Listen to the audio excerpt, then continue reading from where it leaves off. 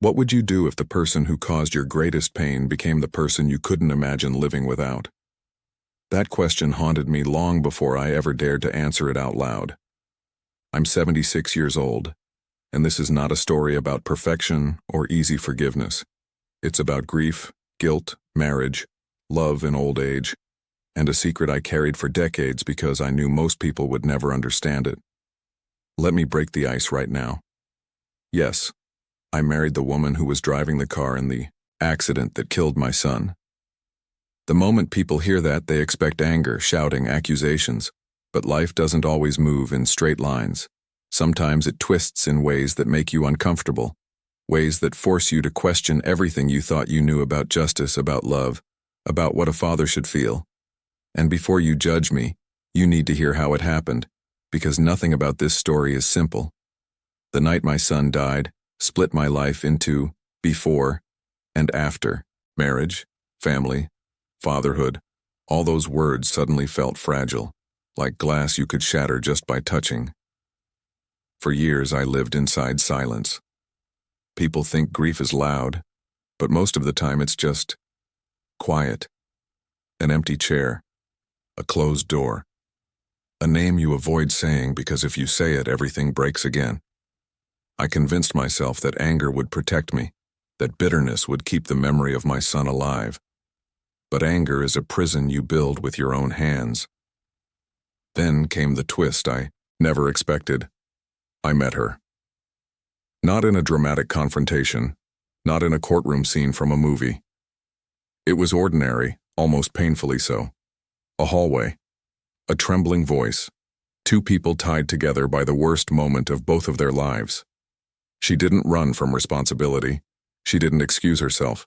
She carried her own grief, different from mine, but heavy all the same. And in that moment I realized something terrifying. Tragedy doesn't create villains and heroes as cleanly as we want it to. I won't tell you everything yet. Not how we went from anger to conversation, or from conversation to something far more dangerous, forgiveness. Not how forgiveness slowly, unbelievably, turned into companionship, affection, then love. Love in old age. Love that confuses people. Love that doesn't erase the past but lives beside it. That part comes next. For now, all I need you to know is this. Life is complicated, marriage is complicated, and grief doesn't always behave the way you expect. If any part of this story has already made you pause, I want to hear from you. Share your thoughts in the comments. Not just to talk, but because understanding stories like this helps us see how complex love, grief, and forgiveness can be. Your perspective matters, and other people reading may need it more than you think. If you feel these themes are important, marriage, loss, secrets, reconciliation, leave a like so this message reaches more people. And if you want to follow the rest of this journey, subscribe so you don't miss what comes next, because the story is only beginning. The day it happened didn't look special at all. No dark clouds, no warning music, just an ordinary afternoon that pretended to be like every other one before it. That's the cruel thing about life-changing moments. They rarely announce themselves. One phone call, one sentence, and suddenly the world you knew is gone, replaced by a version where every object in the house feels different. I remember standing in my kitchen, the clock still ticking like nothing had happened, while my life quietly broke in half. People talk about grief as crying and shouting, but for me it arrived as silence. The silence at the dinner table where my son's voice used to live. The silence in the hallway where his shoes used to be. Marriage changes under that kind of weight. My wife and I loved each other, but we grieved differently, and grief doesn't always walk at the same pace. Some days we held each other, other days we were two lonely planets circling the same pain, unable to reach. Friends stopped knowing what to say, and little by little, the world resumed while we stayed paused. Here's the twist no one prepares you for. Grief isn't just sadness, it's confusion. You look for someone to blame because blame feels stronger than helplessness. I blamed fate, myself, and yes, I blamed the woman behind the wheel. Even before I met her, her name became a shadow in my house. I told myself anger kept my son present, but in truth it kept me from living. Birthdays came, holidays passed, and every candle I blew out carried the same wish I never said out loud. Then something unexpected began to happen with time. The sharp edges of pain didn't vanish, but they changed shape. I started remembering my son not only through the accident, but through his laughter, his stubbornness, the way he argued and then hugged anyway.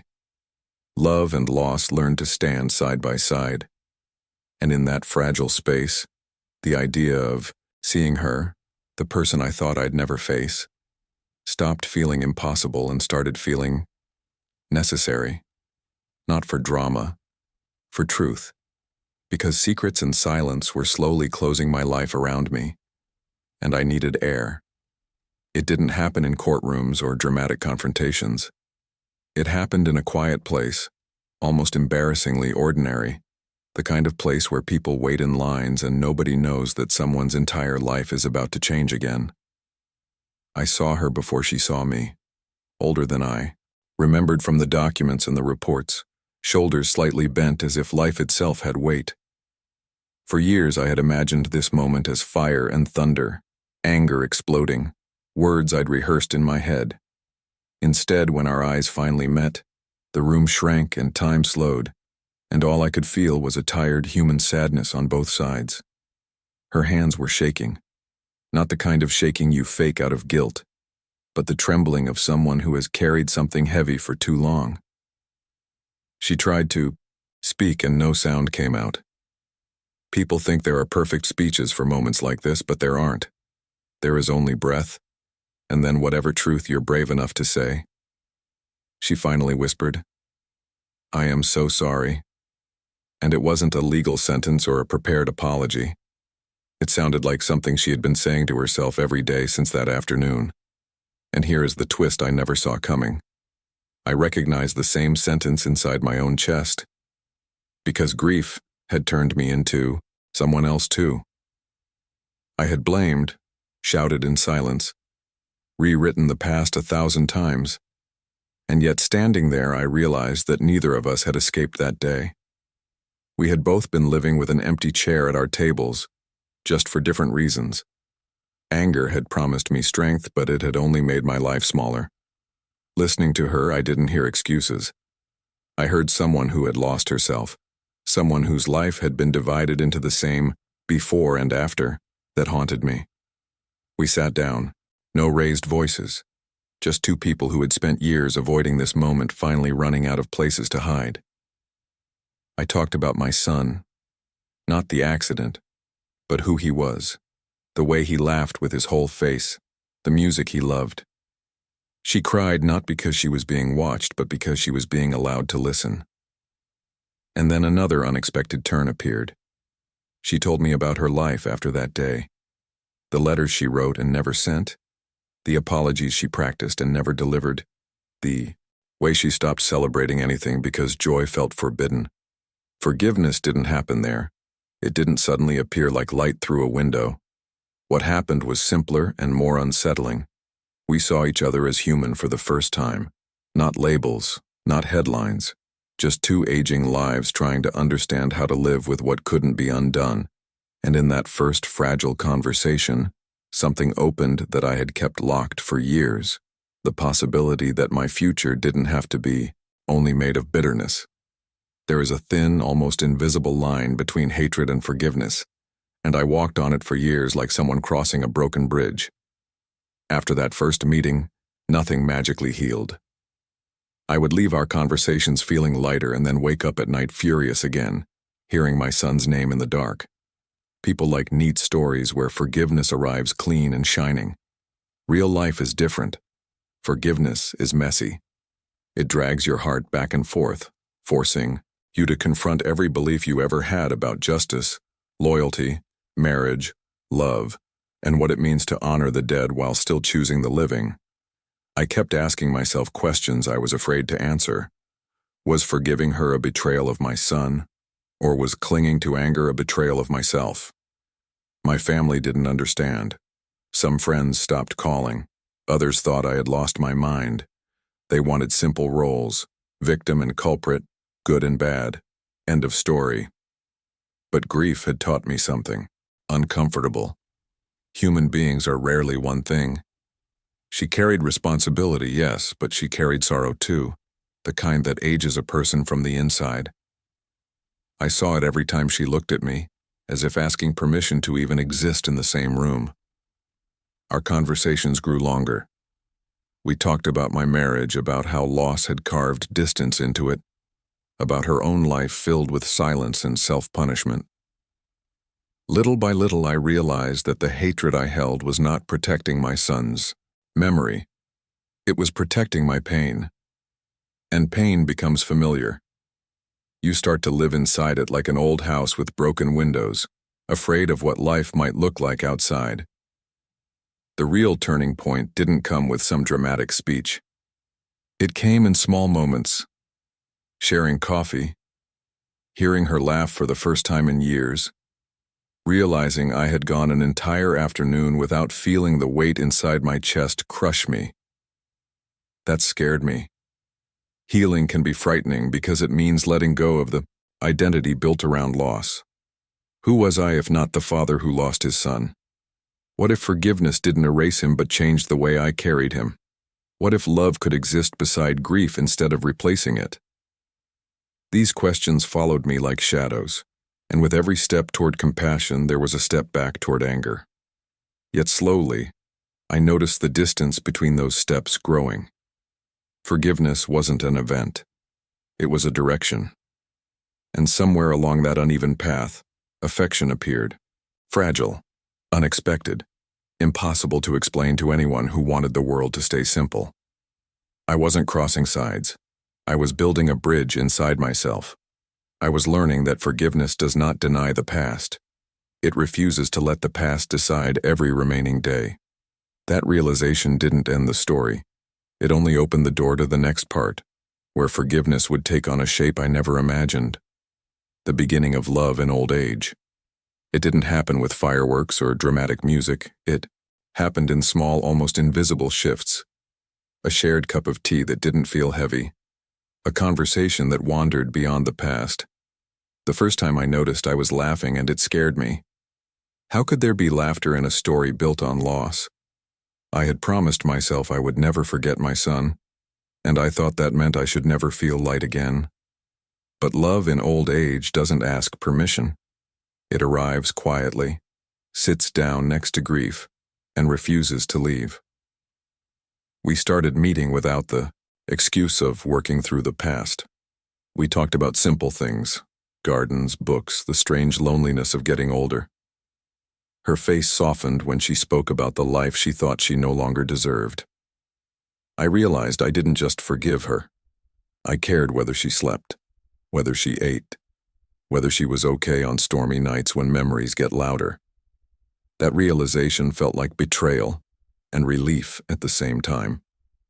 How could affection grow in the same soil as tragedy? And yet, there it was, stubborn and undeniable. The real twist came the day she said she hadn't celebrated her birthday since the accident. She felt she had no right to candles or wishes. Something inside me refused that. I bought a small cake, nothing symbolic, just human, and we sat at a kitchen table that held both our histories. She hesitated before blowing out the candle, eyes wet, as if asking the universe for permission to keep living. In that tiny flame I saw everything at once, my son's absence, my years of anger, her years of guilt, and this new fragile possibility of life continuing anyway. Love didn't erase what happened. It didn't fix the past. It simply made room for the present. I saw the woman she was now, shaped by remorse but also by kindness, by the way she listened without trying to defend herself, by the way she carried my son's name with respect. And one day, without planning it, I reached for her hand. Not as judge and judged, not as victim and culprit, but as two people tired of living only in the shadow of one moment. Our hands rested together on the table and nothing in the world exploded. The world just softened. That was the moment I understood something many never do. Forgiveness is not the end of pain. It is the decision to stop letting pain be the only language you speak. From there, love didn't feel impossible anymore. It felt risky, human, alive. And it was only the beginning of another storm. Because loving her meant facing the world, the family, the whispers, and the mirror. Love is hard enough when the world approves of it. When it doesn't, every step feels like walking into a storm without an umbrella. When we decided to marry, it wasn't a romantic movie moment. There were no violins, no perfect speeches. There was simply a quiet understanding. Two elderly people choosing companionship, choosing forgiveness, choosing to keep living instead of remaining frozen in the worst day of their lives. But the world around us did not see compassion. It saw betrayal, scandal, something that shouldn't exist. The reactions came fast. Some relatives stopped speaking to me. Old friends crossed the street to avoid me. People whispered as if tragedy were a courtroom and they were all the jury. My other children, my extended family, even neighbors looked at me like I had crossed an unforgivable line. They asked, "How can you love her?" But what they really meant was, how can you allow your life to be more complicated than our judgment? Marriage in old age is already misunderstood. Marriage built on forgiveness is almost treated like a crime. Inside our home, the story was different. There was tenderness mixed with grief, laughter mixed with tears. We talked openly about my son, his jokes, his stubborn kindness, the plans he never got to finish. We didn't erase him from our table.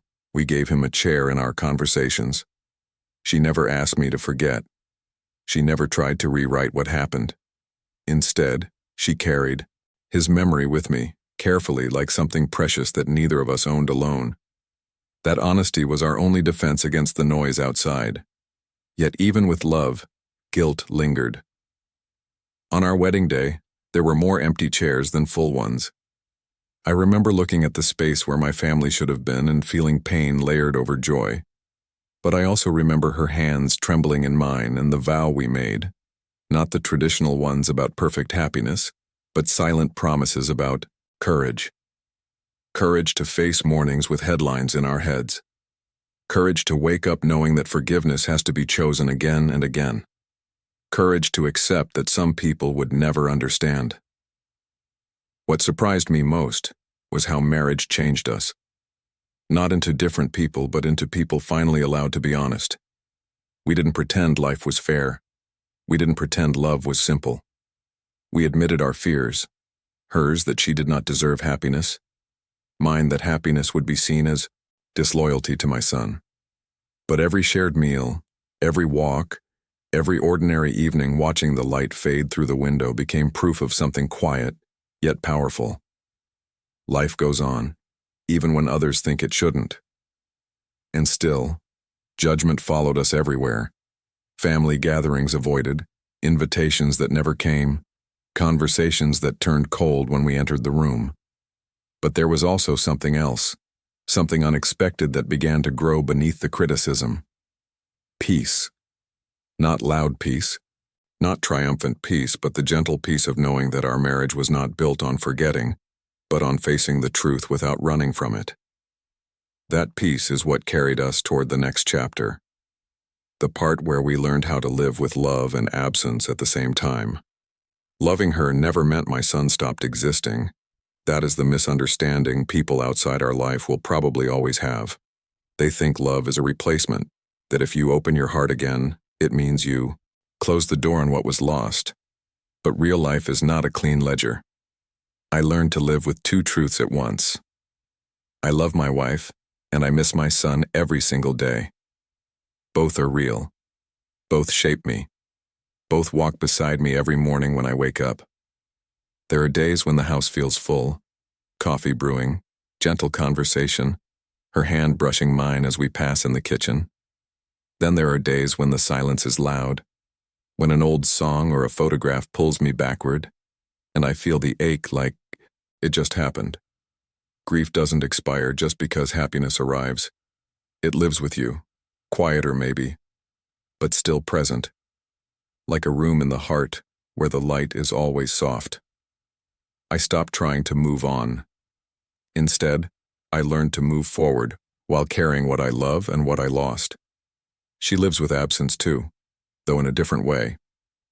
Her guilt never vanished completely. Some nights she wakes up crying, whispering apologies into the darkness, as if the past were standing beside the bed. I hold her, not because apologies can change anything, but because compassion can. Our marriage became a place where sorrow is allowed to speak without being chased away. We don't pretend the past didn't happen. We fold it gently and keep it with us, like a worn photograph we refuse to throw out. With time, our home turned into something unusual, but profoundly honest. A space where love and regret, joy and grief coexist without needing to defeat each other. We celebrate birthdays again. We cook meals together. We talk about my son openly, and sometimes we cry together too. That's the reality of long life and long love. Nothing is pure. Everything is layered. Healing doesn't mean erasing scars. It means they stop bleeding every time you touch them. And here's the quiet truth I discovered at 76. Reconciliation is not about choosing one side of your heart over the other. It is about expanding your heart enough to hold everything it has lived through. The marriage you lost, the marriage you found, the child you loved, the pain you survived, the forgiveness you never thought possible. I didn't betray my son by loving again. I honored him by refusing to let my life end on the same day his did. Our story isn't neat. It will never fit into simple labels. But it is real, and it is ours. We wake up each day choosing compassion, choosing honesty, choosing to live even when life did not go the way we thought it would. And if there is any message in all of this, it's that love in old age is not about perfection. It is about courage. The courage to keep your heart open after it has been broken more than once. Thank you for staying until the end. If this story touched you, if it made you think about marriage, love, loss, betrayal, forgiveness, and the secrets people carry for decades, please subscribe to the channel right now so you don't miss the next real-life confession. Leave a like as a small way to support stories that are hard to tell, but important to hear. And I want you to comment one simple phrase so I know you made it all the way through. Comment, "Love remains," and if you want, add one word after it, forgiveness or grief, so I know what part of the story stayed with you. Now don't leave yet, because the next video is already appearing on your screen and it continues this same theme of long marriages, hidden truths, and late life revelations. Click it and keep watching.